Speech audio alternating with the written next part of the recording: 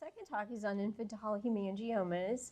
I see a lot of them. I was co-director of the Vascular Anomalies Clinic when I was at Texas Children's for several years. And after moving to Memphis, I helped to start a clinic there. So we have a Vascular Anomalies Clinic there now, and I'm a part of that and still see lots of patients with hemangiomas and vascular lesions. So my goal today isn't to tell you everything about infantile hemangiomas, but really to just share some key points with you and go over kind of what are important features that help you decide when something is or is not an infantile hemangioma, and also help you decide when you should worry and what kinds of things to refer to dermatology or other specialists for. So again, no conflicts of interest to disclose. So I will be showing you some other vascular lesions, but I'm not going to go into great depth about them. It's really just to kind of show you some of the more common other types of vascular tumors so that you get an idea of what those look like and can hopefully recognize more easily what's not an infantile hemangioma when you see it in a young patient. And I'm going to talk a lot about kind of typical appearance and behavior of infantile hemangiomas. I think that's so important. That's what you should always come back to when you're trying to decide, what this vascular lesion is and what it's going to do and what it needs or doesn't need. And then I'm going to talk about some of the complications and associated abnormalities that you can see with infantile hemangiomas. Okay, and this is kind of like a 10 lessons. So I'm going to go through kind of 10 key points. So number one, they're very common, right? Infantile hemangiomas are very common.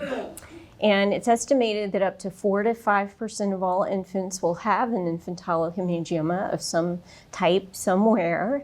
But we know there are some factors that increase your risk, and they're listed here. So they're more common in girls by about a 2 to 3 to 1 ratio.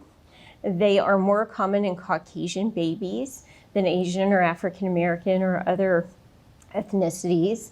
But the number one sort of factor that really increases the risk the most, that has the most kind of association with increased risk, is actually low birth weight. And that kind of goes hand in hand with prematurity and babies that are part of multiple gestation. So very often when we see them in kids, they are a twin or a triplet, and very often were born early. Although certainly not all the time, because I tell parents, I say, well, I see lots of full-term babies with them as well. But statistically, 30% of babies who are born weighing less than 1 kilogram will have an infantile hemangioma, and it's been shown that there's about a 25% increase in risk of having one for every 500 gram decrease in weight at birth. So if you're taking a test and it asks you what's the most, the number one most significant association, it's low birth weight. So the second important factor is all vascular lesions are not hemangiomas. And there really is, I think, this tendency for lots of people, to just see something that looks vascular in an infant and to call it a hemangioma. You always, when you see a lesion that's vascular, you really want to ask yourself, which category of vascular birthmark does it fall into? And there are really just two main big categories. One is vascular tumors. The other one is vascular malformations.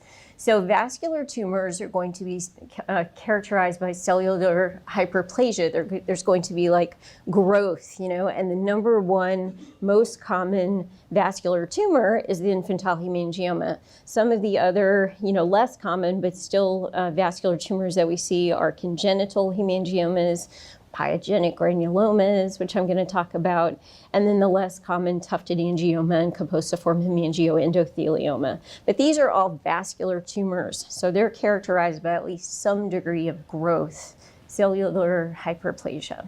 Whereas a vascular malformation is a congenital developmental anomaly. So these are present at the time of birth, and the potential for them is there at the time of birth. And some of them may have some growth or some change over time, but they don't have a rapid or prominent growth phase. And they're basically just these malformations composed of these different types of blood vessels in any combination. So you can have capillaries, veins, arteries, lymphatics, and those, alone or in any combination. malformation. And I'm really not going to spend a lot of time talking about this category today, but I just think it's always important to kind of take a step back and say, okay, well, do I think this is a vascular tumor? Is it looking like that? Is it acting like that?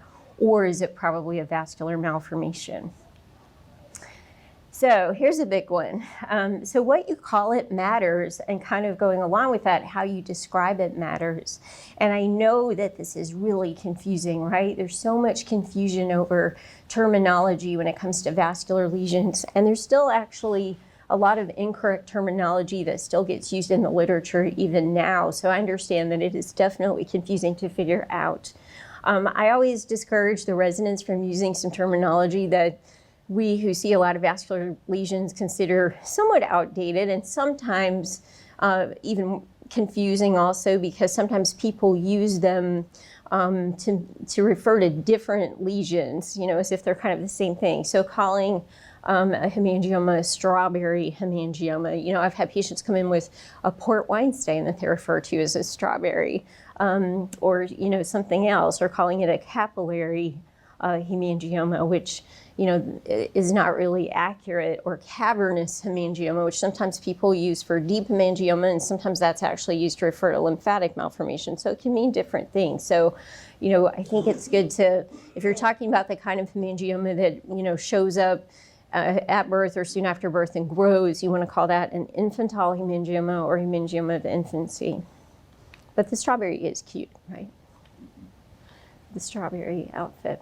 Okay, so, and just to kind of expand on that a little more, I mean, I've seen patients where, you know, parents have for years thought their child had a particular diagnosis, you know, that was actually incorrect, but, you know, that's what they're going on. You know, they're reading about that diagnosis, they're thinking about treatments and issues that can occur with one diagnosis when in fact their child doesn't actually have that, they have something else. So it's important to, you know, be clear about, you know, the terminology so that the diagnosis is really understood and not misunderstood, because beyond, you know, just parents not understanding what's going on, sometimes that will actually lead to incorrect treatment or management. So it is really important. And I'm going to go through with you how, you know, how we describe them. So again, description is really important. So it's not that hard. It's pretty straightforward. It's really just two main things you want to describe. One is, where is it in the skin? Is it just superficial? Is it just deep? Or is it mixed, which some people call combined? So it has a little bit of both. I'm going to show you examples of them. And then, what does the area covered look like? Is it a localized or focal lesion that looks like it's a kind of arising from one point, a single focus, or is it a segmental lesion that looks more geographic or covers a body segment? There's this, so the vast majority, about 67% of lesions are localized, much smaller, 13% are segmental. There's kind of an in-between category that people will label as indeterminate. That's pretty unusual too. And then of course there's the multifocal, which I'll mention briefly, where, you know, babies have more than one hemangioma. So here's an example of a localized superficial hemangioma. So you just have this erythematous papule, sometimes a plaque. You know, it's just on the surface of the skin. And here's just a primarily deep lesion. So you can see this bluish swelling with these erythematous, violaceous telangiectasias and macules on the surface. So this is kind of the best case scenario with a deep one, because the child's skin is light enough. You can see the bluish discoloration, which kind of confirms that it's vascular, and you can see these telangiectasias that are more superficial. Sometimes you don't get that lucky. You know, the child may have darker skin, you may not have these red things, you may need to get an ultrasound or something to confirm that it's vascular. But that's a good example of a deep one. Here's an example of a combined or mixed lesion. So you've got this superficial portion that's in like an erythematous plaque, and then behind that you just have this skin colored, maybe slightly bluish mass that has arisen beneath this. And then in terms of where they are on the body, this is a localized lesion or focal lesion, so it looks like it just arose from a single point. And this is a segmental lesion, so facial segmental, where you have this sort of quadrant of the face and scalp involved, and also some lower lip involvement. So whenever I have the residents telling me about a patient with hemangioma, I have them describe, okay, so tell me, is it superficial, localized, deep, deep, localized, or what kind of hemangioma are we talking about? The fourth point is a vascular lesion that is fully formed at birth is probably not an infantile hemangioma. So this is really the key when you see a newborn with something that looks vascular, or a young infant with something that looks vascular. Has it changed since birth? Has it grown? Is it getting darker? Is it getting bigger? If it looks like it's fully formed, like there's a vascular looking tumor already there at birth, that is not an infantile hemangioma, because infantile hemangiomas have a very set pattern of behavior, which we'll go through. So they always have a growth phase after birth. So books will say a third, maybe even up to half the time, there will be a mark present at birth, which parents often feel is just a scratch or a bruise. This is a very young infant, newborn, with what's called a hemangioma precursor here. This is a pretty classic appearance, a kind of a telangiectatic patch with this halo of pallor around it. So if you see that at birth, that is more than likely that, that's what a hemangioma looks like. So within a couple weeks, that's going to start to grow and sort of mark out its territory and go through the rapidly proliferative stage. So they will typically start to grow after birth, usually by about 2 weeks. And then they go through this rapid period of growth where the most rapid portion is probably in the first 2 or 3 months of life. And then the vast majority will stop growing by 6 to 12 months of age. But I would say this later growth, like growth out after 6 months, is usually just lesions that are really big and really thick. And that's typically very slow growth that's sustained for that long. And then they regress over months to years. So I always like to hear that from parents. And with newborns, you're usually pretty good. If they're coming to me when the child is several years old, sometimes their memory isn't so great about exactly how it behaved. But you want to hear that it grew after birth. And here's another one. So this is also a newborn, and you can see that sort of little telangiectatic patch and that really kind of light halo. So that's a hemangioma precursor, infantile hemangioma. So again, just to expand a little bit on this behavior. So proliferative phase can vary. As I said, will nearly always start by 4 weeks, the superficial component, and can last up to 12 months. But the most rapid growth is in the first couple of months. And some more recent data and studies show that most lesions are actually going to reach at least about 80% of their final size by 3 months of age, and the vast majority of growth is complete by 5 months for most lesions. So this is kind of one of those million-dollar questions that people always have, like, how big is it going to get? How long is it going to grow? How long is it going to take to go away? But what I always say, the bottom line is the smaller and thinner they are, the faster they peak and the faster they go away. And then the larger and thicker they are, the longer that growth phase can be and the longer they will take to go away. So that's a really good rule of thumb if you're trying to predict, how bad you think it's going to get and how long it's going to take to go away. After the growth phase, there's kind of a plateau phase, which is variable, but that's kind of more that mid to late infancy, like that 6 to 12 months, where a lot of them are just kind of hanging out and not doing much in the way of growth and maybe starting to involute. And then there's that involution phase, which will typically start between 6 and 12 months. Again, can last for years in some lesions. And we used to say that we could see continued growth up to age 10. Sometimes people would say, 10% per year up to age 10. And I would hear that used in two different ways. Either the lesion was improving by 10% each year up to age 10, or 10% of lesions were completing involution each year up to 10. So different people meant different things with it. But more recent data has shown that the vast majority will probably complete most involution by about 4 years of age. So by 4 or 5, most improvement that has occurred that's going to occur is probably done, and they're not going to get a whole lot better at that time. The other thing that's important to remember is that regression and involution that doesn't always mean that it's completely gone, that you are left with completely normal skin, because probably at least half of lesions are going to leave some degree of abnormal skin. Now, that may just be a little bit of redness, some telangiectasias, or that may be, actual scarring or atrophy or some other skin change. But it's important when you're talking to parents, too, about this going away, that you keep in mind what that can mean. So here's a picture of a patient I followed a long time ago. Sorry, they blew up a little fuzzy, but you can see, of course, in infancy, this poor child with his large mixed segmental facial hemangioma. And then this is obviously early in infancy during proliferation. This was actually before we started using propranolol, so I'm sure this child was on pretty high dose steroids. And then this is a few months into treatment, and you can see that it's looking a little better. Obviously the eye is not quite as swollen, and everything is looking less thick, and the erythema, is less bright, so it's definitely fading. And this is her around age 3, I think, and you can see she definitely has some fibrofatty residual tissue and some scarring and some erythema, so it definitely did not go away 100%, which she probably wouldn't expect with a lesion that bad. So I just wanted to show you just really quickly. So these are some young infants who were born with lesions that were more fully developed at or around the time of birth. And these are good examples of congenital hemangiomas, which are typically, more fully formed sometimes. So congenital hemangiomas, it's probably a spectrum, but people break them down into rich, the rapidly involuting congenital, or niche, non-involuting congenital.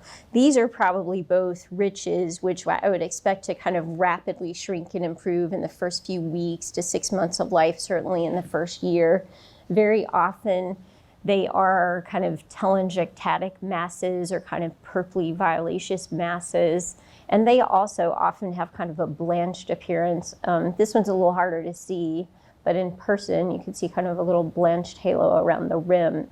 But these were present at birth. Sometimes they'll get a little bit bigger in the first couple of weeks or so, but they really don't have that like rapid phase of growth you see with an infantile hemangioma. This is a tufted angioma, and they're pretty rare. I see 1 or 2 every year or two. With this one, feel is really important because they're common on the trunk and the legs is usually where I see them. And you have this just kind of violaceous, it's a little hard to maybe appreciate how kind of reddish purple this looks because this child has a bit of olive skin tone, but it's kind of got a violaceous, like purpley appearance, very poorly defined kind of plaque that feels deep. So there's kind of a dermal nodular component. So if you were to palpate it, it feels like kind of like a hockey puck or something, in the skin. Like it doesn't have clearly defined edges, but it's really firm. And these are usually present at birth and have kind of variable behavior. But again, I just put these in to kind of show you guys some pictures of what some of these other vascular tumors that may be more fully developed at birth look like. And then this is a caposiform hemangioendothelioma. So this is a patient actually that I got called about recently who was born in a local hospital. Obviously they didn't expect that he was going to be born with this huge, vascular tumor really affecting his entire right leg. It was really all the way from the groin to the ankle. And he was in DIC because these are the ones that tend to cause Kasabach-Merritt phenomena where you have the platelet trapping and clotting factor trapping and coagulopathy. He's actually doing well. He was about to get discharged from the hospital. But when it's this severe, I think of tufted angioma and KHE as kind of on a spectrum too. They look a bit similar under the microscope histologically. Tufted angioma can also cause Kasabach-Merritt, but it's less common. And usually they're more localized, whereas these tend to be much larger and kind of locally aggressive. So if a baby, the bottom line is, the reason I'm showing you these is, if a baby is born with something that looks like this, yes, it's vascular, but it's not looking or acting like an infantile hemangioma. Because we will get calls, oh, I have this baby here with hemangioma, and then I get the picture and not hemangioma. And these can be really dangerous and difficult to treat. Okay, and then kind of on the opposite end of the spectrum, I wanted to throw this in. So what about a lesion that suddenly appears in an older infant or child? You know, usually an older infant, a toddler, or a young kind of preschool age child suddenly develops an erythematous, kind of friable papule on the face that then starts bleeding, and it bleeds very persistently, and they end up going to the emergency room, you know, over and over and over because it scares everyone to death. This is called the Band-Aid sign. So here you have your, you know, older infant covered in blood and this Band-Aid covering this bump, right?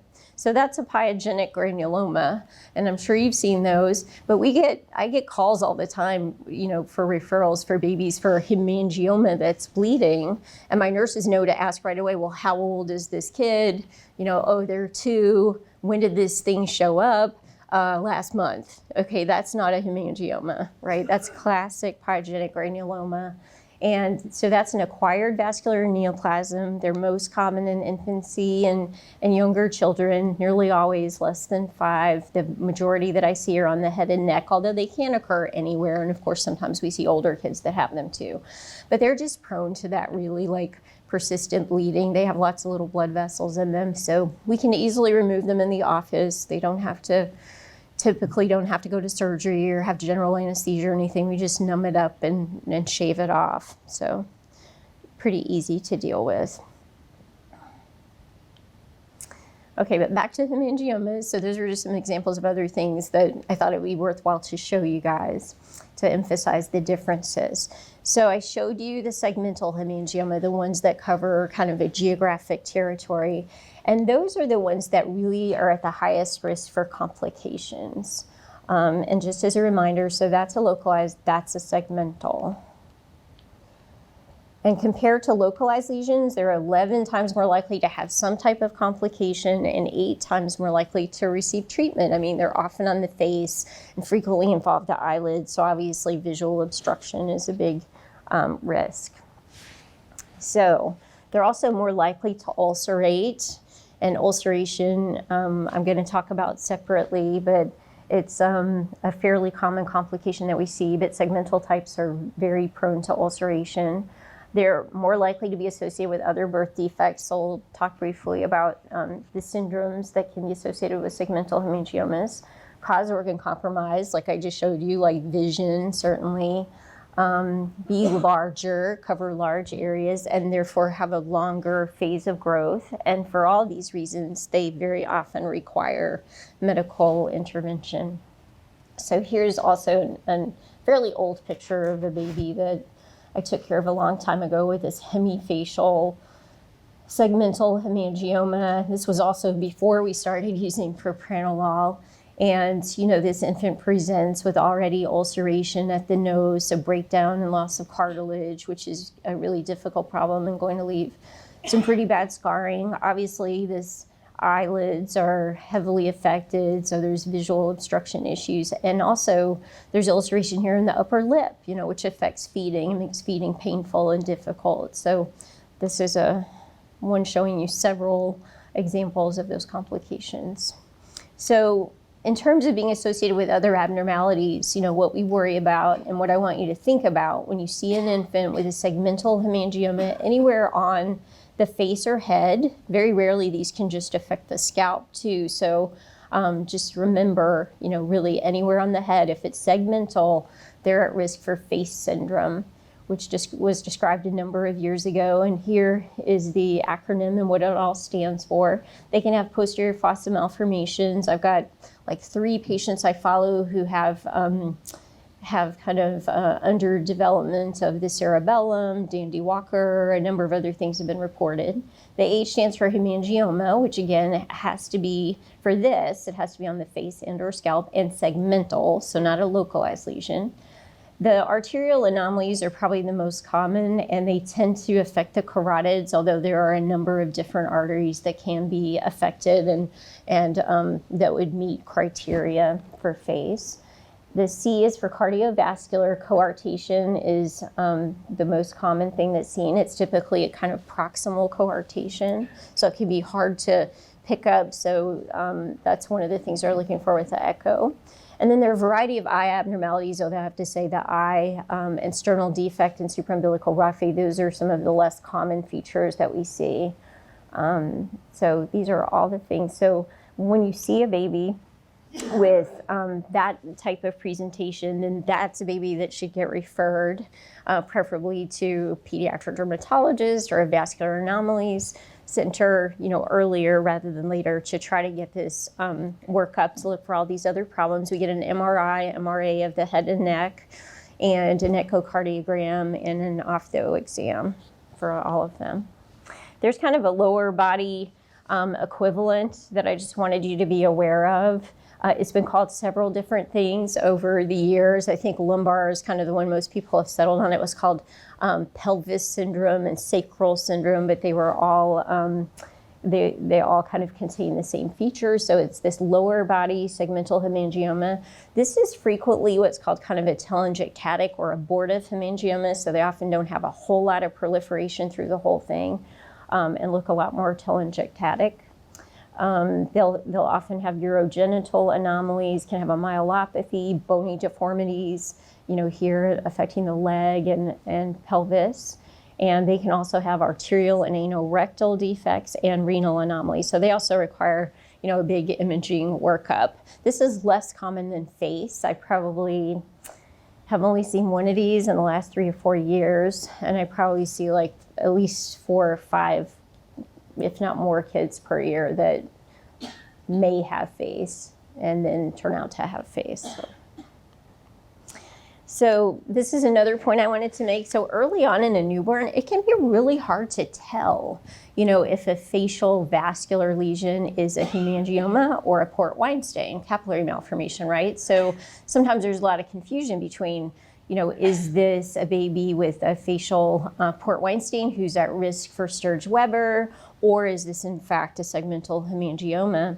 This is obviously an infant who's a little bit older, not a newborn, and there's no proliferation here, right? And you have this erythematous patch over half the face. So this is a capillary malformation, a port wine stain, in a child who's at risk for Sturge-Weber. Whereas this baby is a newborn. You see that hospital nursery blanket. And if you see a lot of these, they do look a little bit different because up close, this looks very telangiectatic, which usually port wine stains are less likely to have that appearance and really just kind of look more solid pink. This is a very early hemangioma. And this is the same baby who actually unfortunately has kind of bifacial segmental hemangioma, so is really high risk for a lot of problems. But this is right at birth, and this is within, 2 or 3 weeks later, you can really see it proliferating. So I think these larger vascular facial lesions, if you're not sure, you can obviously give it a little bit of time, but I would definitely encourage you to try to refer early, because frequently we don't get them, to the derm clinic or vascular anomalies until this has grown, and then they can't open their eye, because maybe whoever saw them the first time thought it was a port wine stain and didn't think that it was going to cause those kind of problems. So, and if you're not sure, we're always happy to see them. And I'm always, I'll give you guys my email address. I'm always happy to look at pictures or try to help you figure it out. But it's much easier to prevent a lot of this damage or try to control it with medicine now, like propranolol, than to try to fix, the problems that they have once they get out of control. Okay, so what about the multiple hemangiomas? So you don't have to panic with multiple hemangiomas. Sometimes I'll be in clinic and I'll get a call and it's like, Dr. Smith is on the phone and he sounds really upset. He says he has a baby in his clinic who's covered in hemangiomas. And I always talk to them and say, okay, it's fine. Does the baby look sick? And it's okay, we'll figure out, what is going on and what to do. So here's a couple of twins. And obviously you can see this one's got at least 3 infantile hemangiomas, all localized. And so that, when you have multiple hemangiomas, that's called neonatal hemangiomatosis. If it's limited to skin only, it's called benign neonatal hemangiomatosis. If they have visceral involvement, then it's called diffuse neonatal hemangiomatosis. I always think that's a little confusing, but that's what those terms mean. For visceral involvement, the at-risk locations include liver, CNS, GI, and also potentially other sites. The liver is statistically the most common location and the place that may cause issues. So the current guideline, the recommendation that I follow and that peds-derms follow is that infants that are less than 6 months old with 5 or more cutaneous hemangiomas should have a liver ultrasound. So basically get an abdominal ultrasound, but we're just looking at the liver. If they come to me and they're already like 8 months old and they have like 100 hemangiomas, I don't do a liver ultrasound because they're past the point where these lesions are still proliferating. And if they have anything in their liver, clearly it's not causing any problem. Luckily, liver involvement that causes liver disease is really uncommon, and I have seen it, and it can be really devastating, but it is really rare, and those kids usually present very early, very sick. So it's not something that I usually see showing up a few months, after birth when they have these multiple hemangiomas.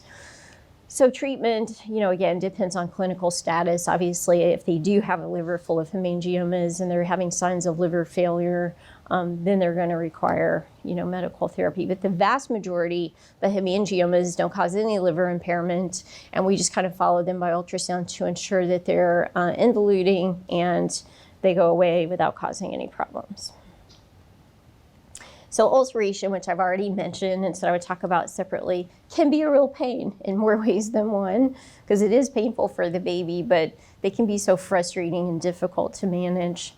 So up to 20% of hemangiomas may experience some degree of complication. I know that's a wide range, but that's really what's in the literature. It typically occurs during the proliferative stage, so it occurs when they're growing most rapidly. So most babies who ulcerate are going to be younger, usually less than 4 months old.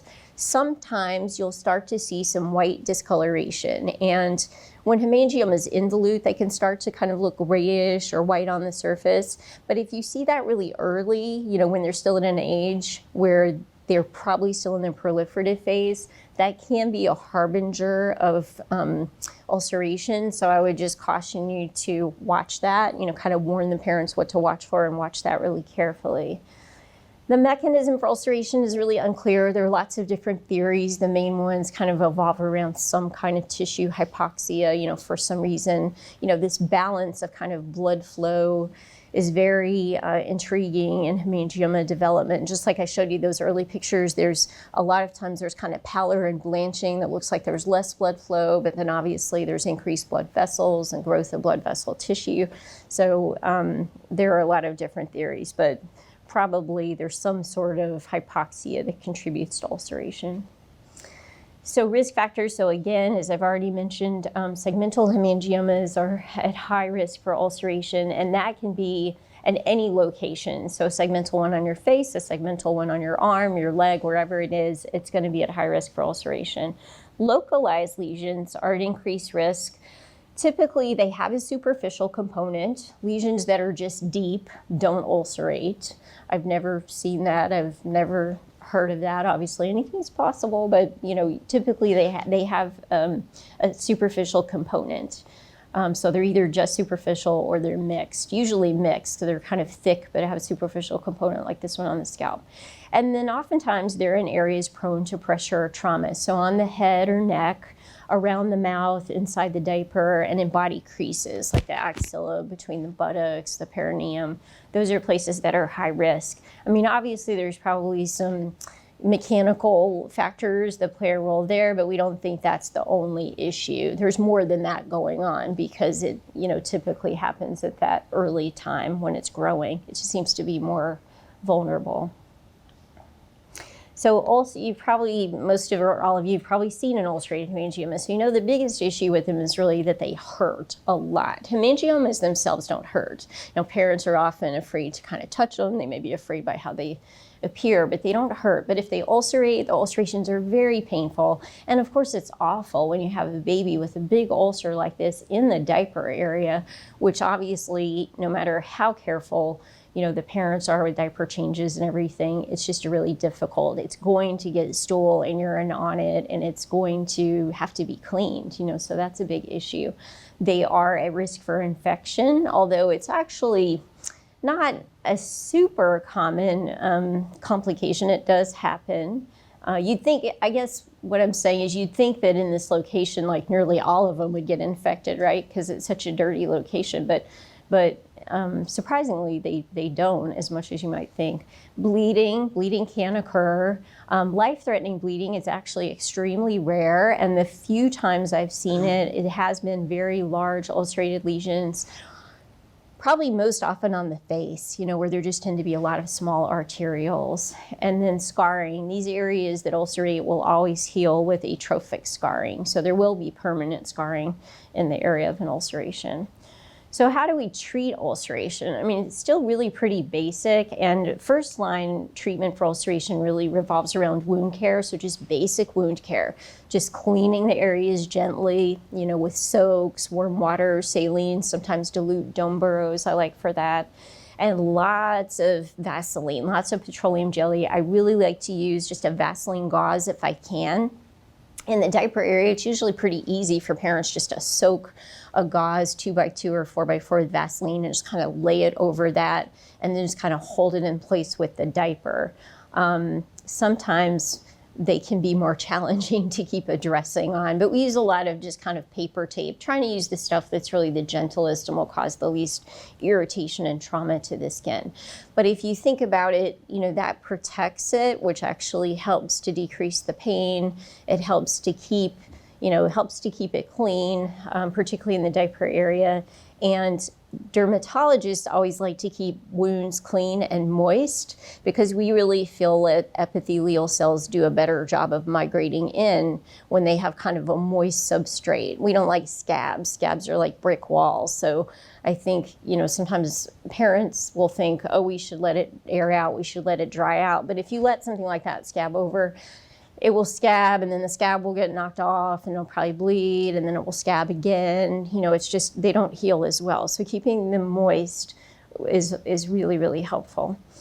And then pain control, if they really need it. I will sometimes give a little topical lidocaine. It does come as 2.5% also. I usually give the 5%, and I just show them how to only use a pea-sized amount and emphasize no more than 3 times a day, because obviously if you get systemic absorption, it could be toxic. Most parents are more, are cautious with using it, especially if I say don't use it more than that because they could absorb it and it could be toxic. And then letting them have, some Tylenol, maybe with codeine if it's a really bad, situation where they need a little something more. The other thing, so since we started using propranolol now about 10 years ago to treat hemangiomas, is this idea, like I already mentioned, that they tend to occur during proliferation. So the thought is, since proliferation seems to have something to do with that, if we control proliferation, then we can potentially help promote healing of these ulcerations. And there is some evidence to support, use of propranolol to help augment healing of ulcerations. There have been some studies on it showing some good effect. Also topical temolol, there have been some studies on, but I am more cautious with that, and I think a lot of people are as well, because we don't know kind of what the potential for absorption when you're applying that directly to an open wound. So I don't typically use topical temolol in ulcerations. Systemic steroids are sometimes still used in problematic kind of recalcitrant ulcerated hemangiomas as well. It's been a while since I've done that. But what I would say is I always start with local wound care unless it needs propranolol for an additional reason. I don't go to propranolol first line. And I don't think there's enough evidence to support it as first line therapy for ulceration. So I think of it as something that I may add later if I'm having trouble getting the hemangiomas ulceration to heal. Something else that I do sometimes and that has also been studied and shown to be helpful is the use of pulse dye laser on the ulceration. And again, this is not first line. This is usually after they failed just simple wound care and are having a lot of difficulty with pain. Treating the surface, the ulceration, with pulse dye laser seems to improve pain almost immediately, and it seems to have effects on promoting healing, although it must be done with caution because there have been some rare reports of worsening of ulceration treated with pulse dye laser during the proliferative stage. Some dermatologists and people who use laser to treat vascular lesions. We'll actually treat early hemangiomas during the proliferative stage, as a therapy just for the hemangioma. But I personally don't do that, and I feel like, there's enough data to show that sometimes it's harmful that I don't really feel comfortable with it. And then very, very rarely you might have to resort to surgical excision for recalcitrant ulceration. And I've had to do that very rarely, and the couple times I can think of, they were terrible lesions on the lip that were ulcerated and were having horrible bleeding, where literally like the parent would find the baby in the crib in like a bloodbath because of some small arterial bleeding, and I've actually seen them kind of shooting across the room. And there's, in those situations, I think you're stuck, with having to just surgically remove that because there's a life-threatening situation, potentially life-threatening. So we've already touched on this a little bit, but just remember to be careful when you're talking to parents about saying go away. I get a lot of referrals for kids like after they pass a year of age because they still have their hemangioma, and the parents say, well, I was told this would go away by the time they were a year, and they still have it. So, things have to be a little more fluid. There's always kind of a range. So something like this, this is a large mixed localized lesion on the forehead. It looks like it's involuting. This is an older infant. It's kind of got that soft kind of grayish color, but that's never going to go away completely. That's going to leave fibrofatty tissue. It is going to need surgery. I usually try to give it at least to age 3, somewhere around 3 to 4 to try to get the maximum natural involution out of it before referring them to plastic surgery. And most plastic surgeons I've worked with, the children's hospitals I've been, like to wait until that age unless there's a particular reason to intervene earlier because, the smaller it is, potentially the smaller the surgery is, the smaller the scar is. Sometimes parents are impatient and they don't want to wait, but I try to encourage them to wait at least that long.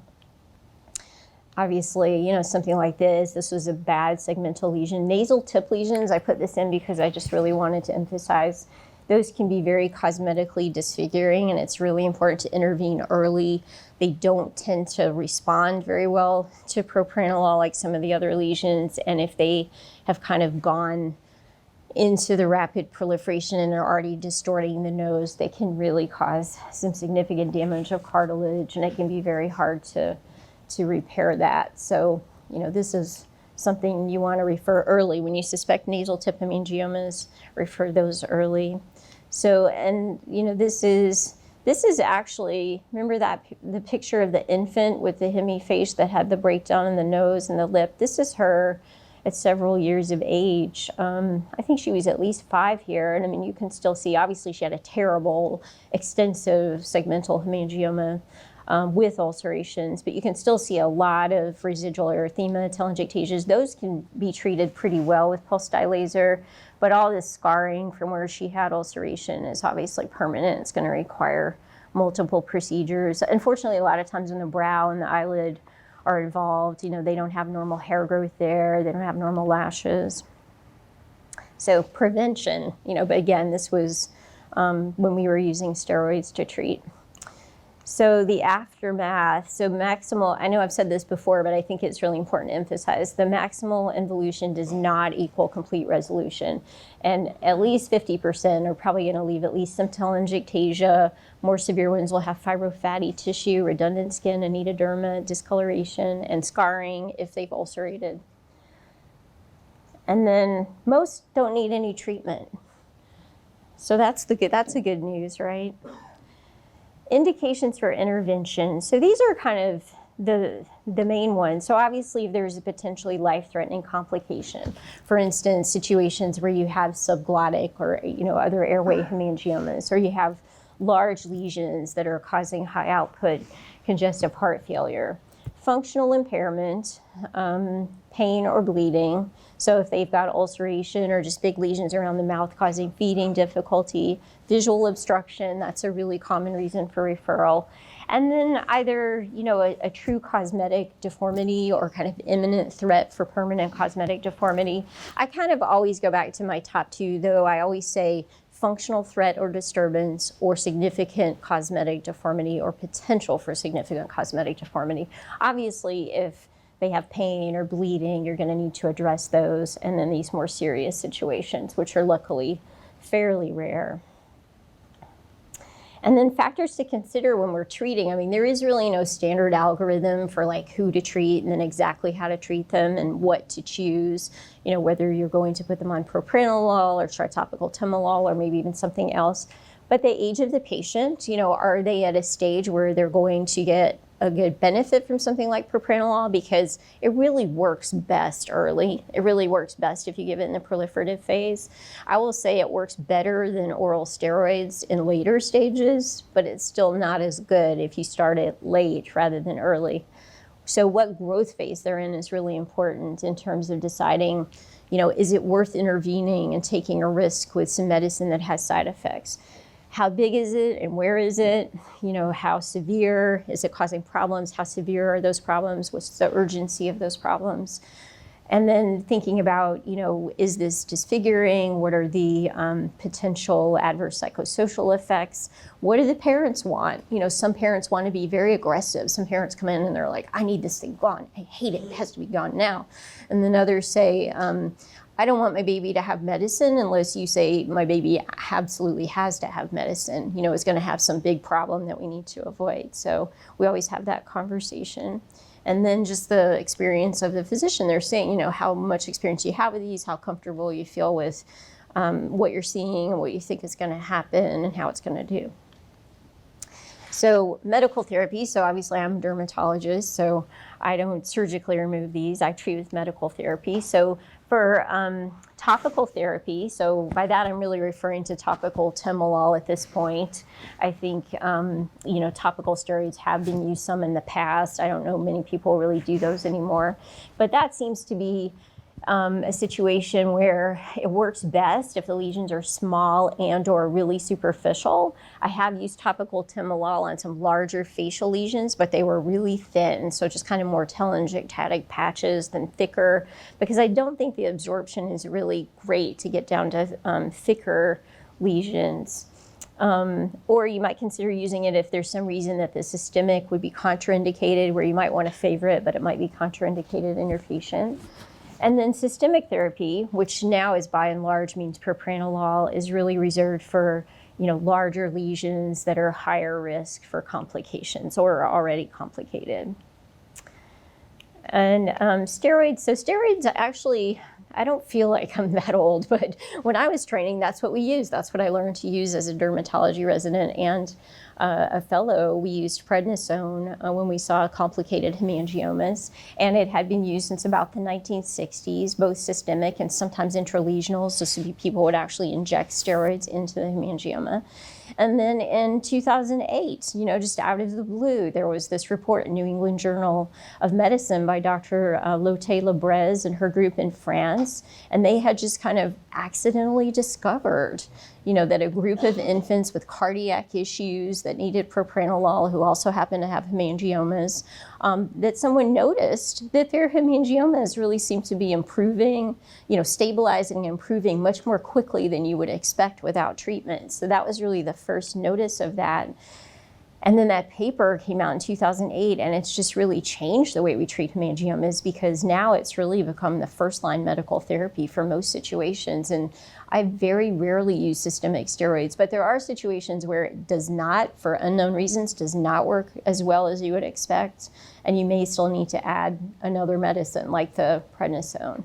In 2014, the FDA did approve a name brand formulation that goes by Hemangiol, so that does have FDA approval, but I started using it in very early 2009, and there's generic propranolol solution that's available on the market. So most of us were already using that, and we're really comfortable with using the generic.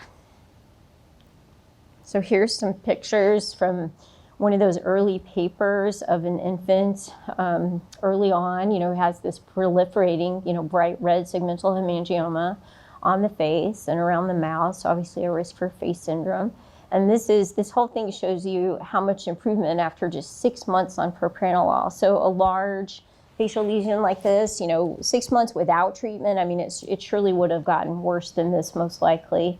And then it would probably be involuting, you know, after 6 months, but it would still look a whole lot worse, you know, than this. This is really remarkable, you know, how light it is. So I just think about how much, you know, damage they were able to prevent to kind of save the cosmetic, you know, appearance of this kid's face, but also preserve vision.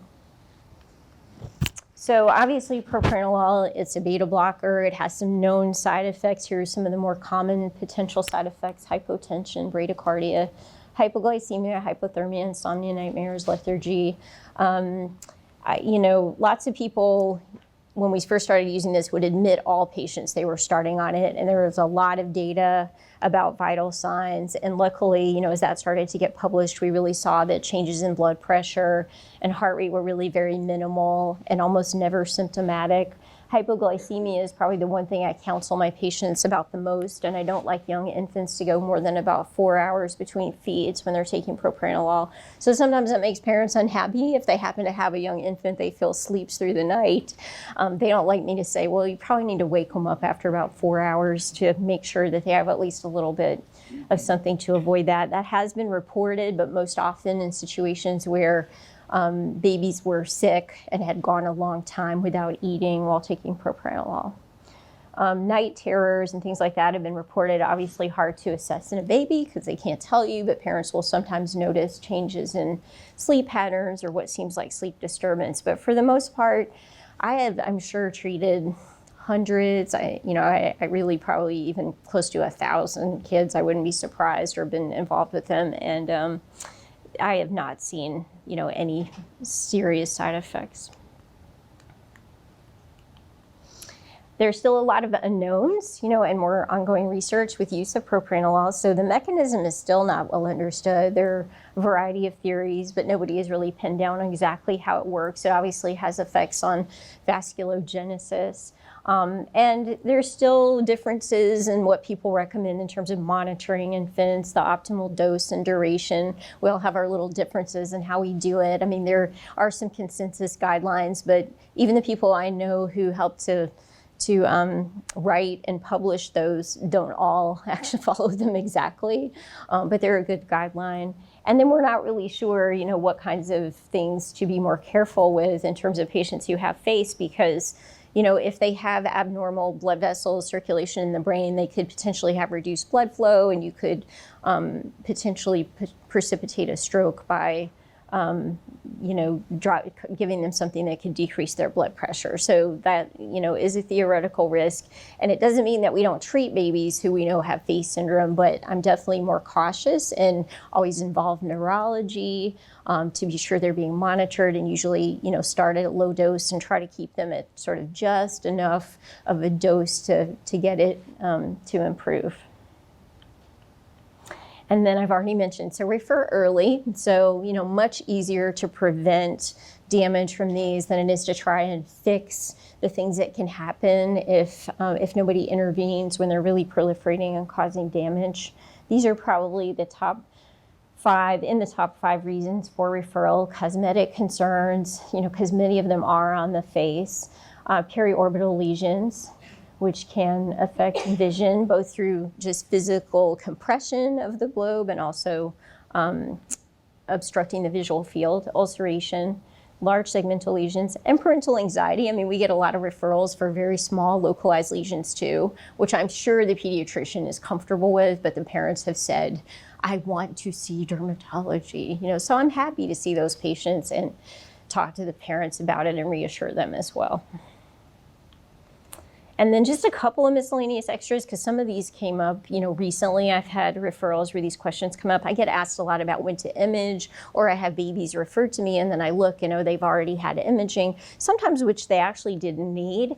Most of the time when you need to image is when there's a segmental lesion because of those risks of underlying problems, when there are multiple lesions because of that risk of liver involvement. And then sometimes, like, for instance, like I mentioned with a deep lesion where it's not totally clear from the history or appearance that it's a hemangioma, I will usually start with an ultrasound just to confirm blood flow. I mean, because even a really good radiologist may not necessarily be able to say, oh, that's definitely a hemangioma or that's definitely a venous malformation, but if you can't tell from the surface, you know, and the way it feels that it's vascular, the ultrasound is a really good place to start, just to tell you that.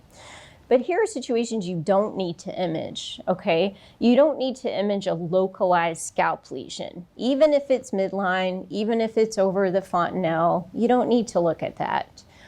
Yes, there's probably a big vein or blood vessel that's going through the skull. It will involute eventually. There's really no need to go looking for that and cause a lot of anxiety. Localized back lesions, okay, even if midline, okay, unless they are segmental. So if they're localized, if you have like a round or oval lesion right over the midline spine and the rest of the back looks totally normal, you don't have to image that. And same thing for lower face and neck lesions, because I'm sure you're aware that if you have a segmental beard distribution or beard shape, those can have risk for airway involvement. But that doesn't mean a localized lesion on your jaw. So you got a round lesion here, or even if it's right here on the front of your neck, that's not a segmental or beard lesion. That's a segmental beard lesion. That's a really bad one, obviously. But this is the distribution. You know, they wrap around. This poor baby had a trachea, so obviously this one had subglottic hemangiomas, but that's the hemangioma that's being referred to as a beard hemangioma that you have to worry about potential for airway involvement, okay? And then the last thing is just bleeding risk, because oftentimes parents are really worried about it, especially they worry when kids are getting mobile, you know, when they're going to be walking around or learning to, you know, walk, that they're going to fall on it, and that they're going to, you know, have some life-threatening bleeding. And obviously, it's possible that they could fall on it and cut it and it will bleed. But usually by the time kids are crawling or walking, those hemangiomas are involuting and there is much less blood flow through them than when they are actively proliferating.